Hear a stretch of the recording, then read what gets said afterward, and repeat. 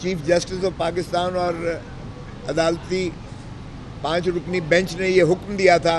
Attorney general کو کہ barrister Ali Zafar صاحب کی ملاقات عمران خان صاحب کے ساتھ اڈیالہ جیل میں کل ہی کرائی جائے، کیونکہ یہ ان کی طرف سے استدعا ہوئی تھی کہ مجھے اپنی سائل سے انسٹرکشنز لینے کی اجازت دی جائے۔ ہم اس میں رسپونڈنٹس ہیں، مدعا علیہ ہیں عمران خان صاحب اس پٹیشن میں۔ اور یہ پٹیشن آپ کو علم ہونا چاہیے کہ جس سیاق و سباق میں ہوئی تھی، اس میں 63A کا کوئی چیلنج نہیں تھا سپریم کورٹ کی جانب سے، اور یہ زید المیعاد بھی ہے، یہ درخواست بھی میعاد سے متجاوز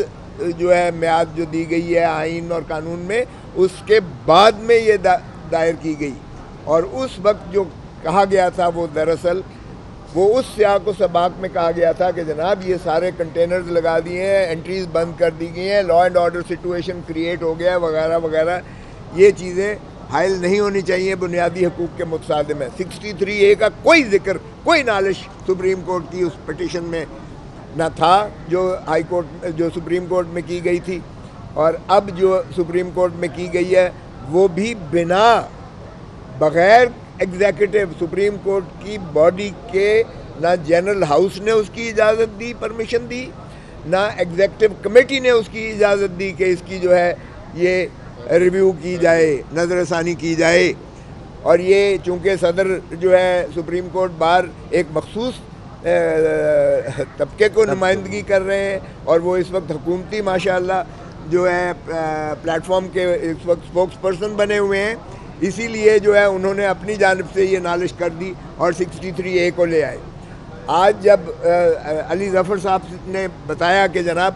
آپ کے حکم کے تابع میری ملاقات چیئرمین عمران خان صاحب کے ساتھ، سابقہ وزیر اعظم کے ساتھ عمران خان سے اڈیالہ جیل میں کرائی گئی، لیکن وہ ایک کلائنٹ اور موکل اور وکیل کی ملاقات نہیں تھی، اس میں یہ بدستور جو ہے یہ اسٹیبلشمنٹ کے لوگ کھڑے رہے، پولیس والے لوگ یا جیل کے عملہ جو ہے وہ 3 لوگ کھڑے رہے، باقاعدہ سر کے اوپر کھڑے رہے، اور کوئی چیز جو ہے جو پرائیویسی درکار تھی ایک موکل اور ایک وکیل کے درمیان وہ ملحوظ نہیں رکھی گئی ہے۔ باہر کیف انہوں نے کہا کہ ٹھیک ہے، وہ اس کے باوجود عمران خان صاحب نے استدعا کی ہے کہ مجھے ذاتی طور پر اس کیس میں سپریم کورٹ سنا جائے۔ اور آپ کو یاد ہوگا کہ بھٹو صاحب کو بھی یہاں اسی سپریم کورٹ نے ریویو میں ہی نظر ثانی میں سنا تھا، اور بھٹو صاحب کو سیر حاصل سنا گیا تھا، کئی دنوں پر سنا گیا تھا۔ لیکن آج عمران خان کی جانب سے جب علی ظفر صاحب نے، بیرسٹر علی ظفر نے یہ استدعا کی کہ خان صاحب نے کہا ہے کہ مجھے ذاتی طور پر سنا جائے اور میں اس میں جو ہے معروضات کرنا چاہتا ہوں، تو وہ مسترد کر دی گئی، وہ استدعا وہ منظور نہیں کی گئی۔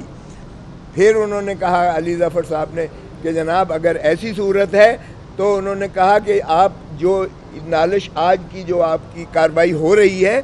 اس کا تعلق آئینی ترامیم سے ہے اور کانفلکٹ آف انٹرسٹ ہے اس میں۔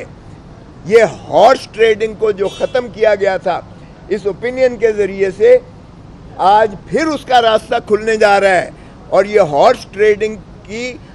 آپ کے سر پہ یہ ہو کر کے تو یہ جو ایک ہوا میں، ایک فضا میں ایک پورا کہتے ہیں کہ 25 اکتوبر سے اس کو پہلے فیصلہ کیا جائے تو 25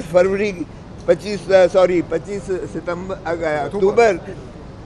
آپ کو بھی علم ہے کہ آپ کی ریٹائرمنٹ سے یہ پہلے فیصلہ چاہتے ہیں، اور اسی کی وجہ سے یہ جو ہے آپ کا کانفلکٹ آف انٹرسٹ اس میں ملحوظ مترشح ہوتا ہے۔ سو آپ اس میں جو ہے اعتراض کریں، لیکن جج صاحب نے کہا کہ یہ جو ہے آپ دوسری ادھر وہ باتیں نہ کریں، آپ صرف قانون کی باتیں کریں اور اس سے متعلق باتیں کریں۔ باہر کیا وہ سننے کو یہ تیار نہیں تھے۔ تو پھر علی ظفر نے کہا کہ جناب پھر وہی ہماری پوزیشن ہے کہ آپ کی بینچ کی تشکیل ہی آج جو یہ جج صاحبان سن رہے ہیں ہمیں انہی پر جو ہے اعتراض ہے کہ یہ پریکٹس اینڈ پروسیجر ایکٹ کے تحت بھی نہیں ہے اور آرڈیننس جو اس پہ ترمیم کیا گیا جو انڈر چیلنج ہے جس کی فیصلہ پہلے ہونا چاہیے اس کے مطابق بھی نہیں ہے، اور نہ تو اس میں آتھر جج موجود ہیں اس بینچ میں، اور وہ جج صاحبان موجود ہیں جنہوں نے اس کے اوپینین نیگیٹو دی تھی. بھائی ان کی تو کوئی ریویو سیکھ ہی نہیں کر رہا ہے، اور ایڈ ہاک جج صاحب بھی موجود ہیں اس میں. سو انہوں نے کہا کہ ایسی صورت میں ہم مزید، عمران خان صاحب نے کہا ہے کہ ہم اس کارروائی کا حصہ نہیں بن سکتے کیونکہ قوم کو اور ملک کو جس اذیت اور کرب ہارس ٹریڈنگ کی جس لعنت سے چھٹکارا دلایا گیا تھا، یہ ہوا میں یہی فضا میں یہ باتیں کی جا رہی ہیں کہ اس کو دوبارہ ریسٹور کیا جا رہا ہے تاکہ ہارس ٹریڈنگ کے ذریعے